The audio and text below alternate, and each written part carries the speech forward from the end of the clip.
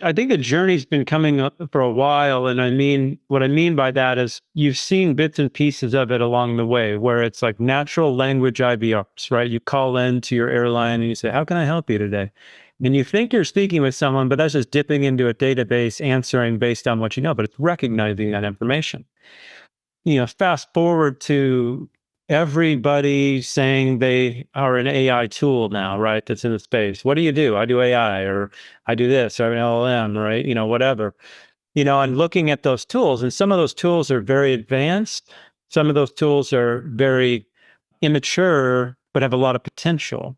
So like agent AI, where you say, well, let's have an agent talk to you as a consumer. There are some tools out there that you can get by with that.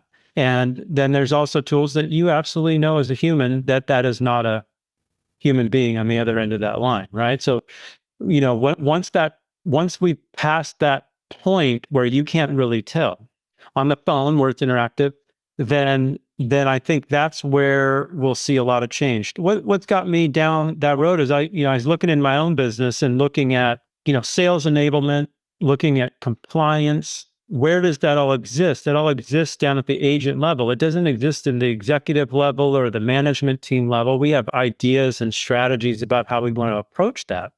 But at the end of the day, your agent, representative, salesperson is the individual who's connecting with the consumer or the buyer or the customer on the other end of that phone.